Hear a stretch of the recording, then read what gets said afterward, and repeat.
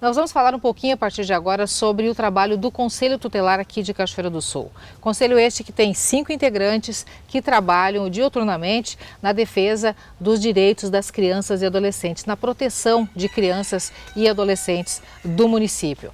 Durante o ano de 2017, em torno de 3.200 atendimentos foram realizados pelos 5 conselheiros.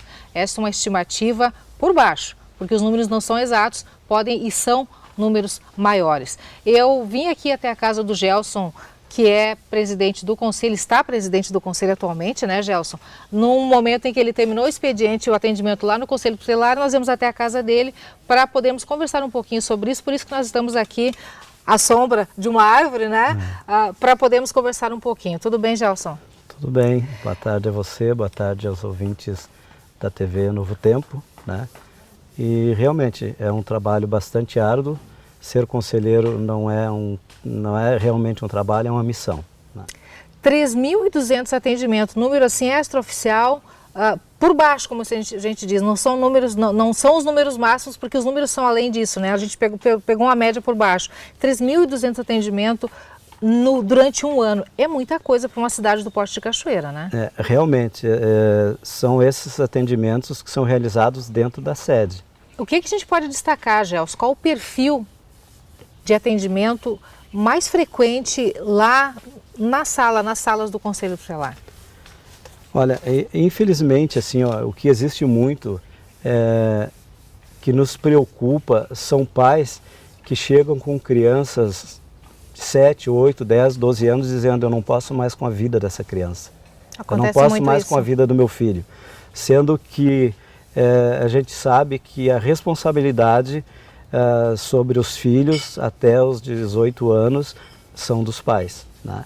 E muitos pais chegam colocando a culpa na mãe, a mãe chega colocando a culpa no pai, sendo que o artigo 1634 do Código Civil brasileiro diz que não importa a condição conjugal, ambos os pais eles têm a obrigação de cuidar de seus filhos. Ou seja, separados ou não, os deveres são iguais. Os deveres são iguais. Então, eles não podem jogar a culpa um para cima do outro e nem querer que o Conselho Tutelar assuma a condição de pai dos filhos deles. Eles têm essa responsabilidade. E aí, como é que fica o Conselho Tutelar? Porque, como tu disseste, tu exemplificou logo no início da nossa conversa, que os pais às vezes chegam lá dizendo: eu não posso mais com a vida dos meus filhos, né, do meu filho, né?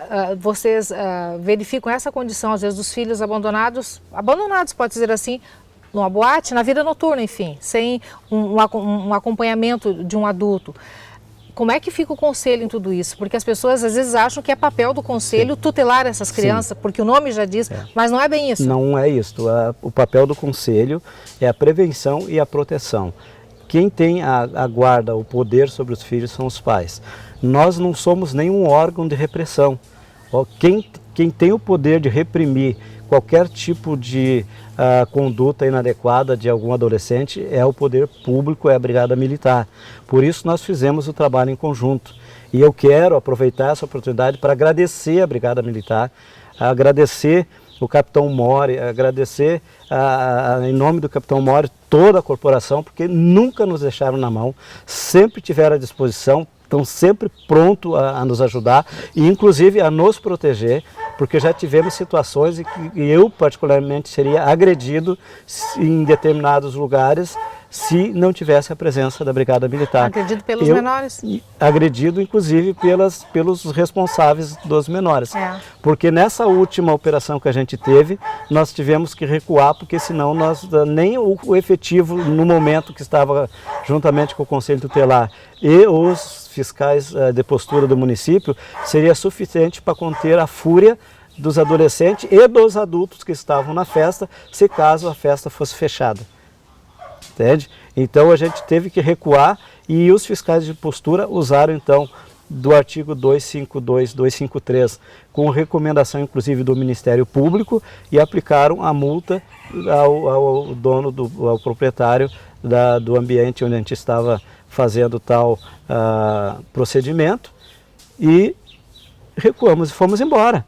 Gelson, a gente falou até agora nessa questão de boates, nessa questão de vida noturna. Crianças, adolescentes que sofrem violências, tem muitos casos desse tipo? Olha, eu te digo que estou com 52 anos, 2 anos de conselho, e eu nunca tinha visto tanta maldade dentro de uma cidade que eu achava que não tinha. É mesmo? É claro que a gente não pode revelar, sabe, né, disso, os nomes, nem as pessoas, mas assim, ó, é um absurdo o que realmente acontece.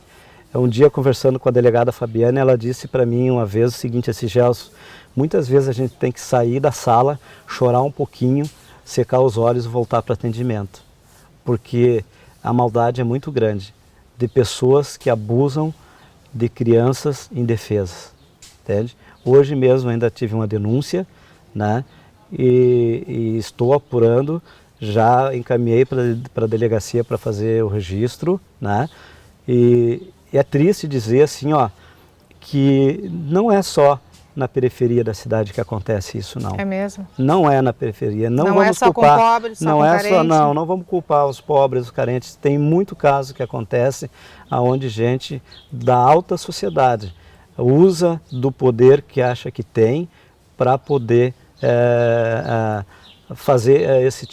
cometer esse tipo de crime, entende? E eu digo crime não só no abuso sexual, mas também no abuso, muitas vezes, de querer burlar a justiça, fazendo festa dentro das suas próprias casas, né, dando bebida alcoólica para adolescente, né, como se fosse e estivessem acima da lei. Mas eu tenho certeza que o sistema de garantia de direitos, que envolve o Juizado da Infância e da Adolescência, o Ministério Público também, através da doutora Lília, da doutora Débora e de todos os que atendem, tem feito o possível e o impossível para que esse tipo de coisa não aconteça. Mas, infelizmente, nós não somos onipresentes nem onipotentes para estar em todo momento e em todo lugar, a toda hora, né?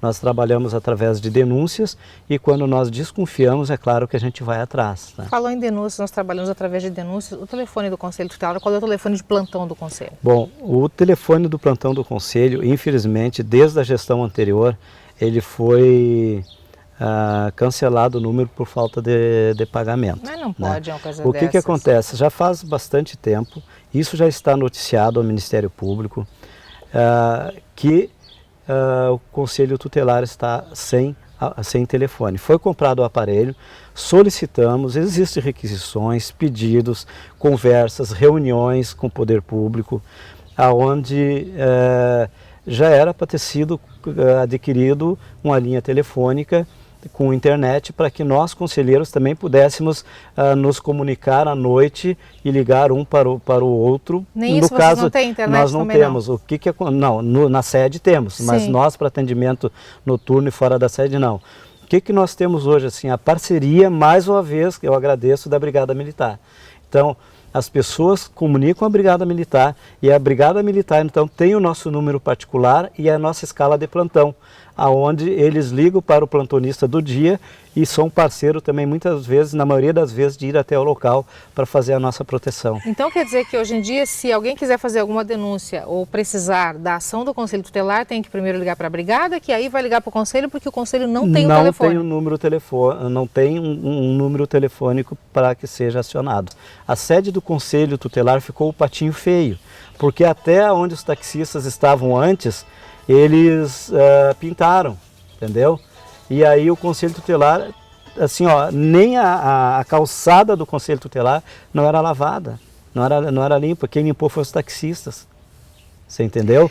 Então, assim, ó, a estrutura do Conselho Tutelar hoje, como não é a pior de todos os conselhos tutelares do Estado e nem do Brasil. Eu sei que existe outra, mas nós não temos salas adequadas para atendimento. É muito visível e vulnerável, ele tem vidro para todos os lados. É muito vulnerável, todo mundo que entra e sai ali é visto por todos. O adolescente é exposto, que não deve ser, né?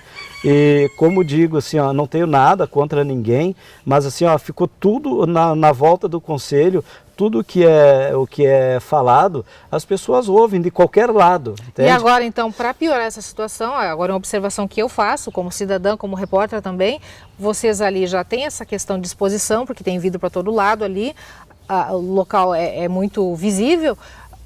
Os taxistas agora, foi criado um ponto de táxi bem em frente ao conselho, que tirou o estacionamento de vocês e que também proporciona uma intimidade, uma privacidade a menos Privacidade seria o termo, a menos para o trabalho de vocês ou para quem precisa ir até vocês. É justamente assim, ó, os taxistas ali para nós são pessoas legais, pessoas finas, educadas, entende? Assim, ó, eu entendo que não é a culpa deles ter ido para ali, que Sim. eles foram autorizados a ir para ali, foram muito gentis, inclusive com a gente, dizendo que a gente poderia colocar o carro na frente do deles ali sem problema nenhum, só que nós não... Vocês, nem a vaga de vocês, a vaga vocês perderam. Só que nós não colocamos porque está sujeito o próprio carro do conselho, se for colocado ali onde era a vaga do conselho, ser autuado. Vai ser ilegal. Porque é ilegal. Então, o que acontece?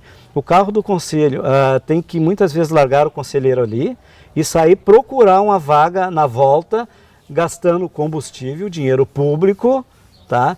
Que é nós que pagamos, para poder estacionar, para poder estar em algum lugar. Aí muitas vezes nós chamamos o motorista com urgência e ele demora 2, 3, 4 minutos, às vezes até para conseguir chegar ali, porque o lugar onde ele conseguiu o estacionamento não foi tão perto aonde, né? No mínimo 2 minutos geralmente leva, até ele poder se deslocar até onde a gente está. A meta para 2018, pelo que tu me disseste, é uma nova sede. Foi nos prometido pelo secretário, Nilton Fortes, né? E autorizado, inclusive, a nós procurarmos, nesse ano de 2017, um local onde poderia ter uma sede adequada para o Conselho Tutelar. Quando a gente conseguiu o local para fazer, então, a locação, para a Prefeitura fazer, conseguimos toda a documentação, o que aconteceu? Foi nos dito que não tinha mais dotação orçamentária. Eu espero e acredito muito que dentro deste ano de 2018 seja olhado de uma forma diferente, não para o Conselho Tutelar, mas para o Sistema de Garantias de Direito da Criança e do Adolescente. Gerson, tudo que a gente espera é que 2018 traga bem menos atendimentos para vocês, bem menos que esses cerca de 3.200 atendimentos registrados durante esse ano de 2017, que a estrutura de vocês melhore, que vocês tenham realmente uma casa nova e que as pessoas se conscientizem, os pais, né, se conscientizem de mais responsabilidade, que o poder público também assuma o seu papel e que as coisas melhorem. Você que está nos assistindo, só para a gente lembrar, ficou faltando a informação 190, então, é o número da Brigada Militar, né, para o contato com o Conselho Tutelar. A Brigada Militar, então, vai contatar um conselheiro para, então, poder entrar em ação, para poder resolver o problema que esteja acontecendo, então. Agradeço, Gelson, a tua participação conosco na NTSU e desejando, então, desde já, um 2018 bem melhor do que foi o 2017. Desejo a vocês e a todos os telespectadores também um 2018 muito feliz a todos, né? E que realmente o Conselho Tutelar possa ter uma redução de atendimentos, mas se caso houver a necessidade de atender mais pessoas do que já atendemos, nós não vamos nos omitir e jamais vamos prevaricar da nossa responsabilidade de conselheiro tutelar. Isso falo em nome do colegiado, porque nós somos 5 conselheiros comprometidos com o trabalho e com a defesa e a proteção do direito da criança e do adolescente.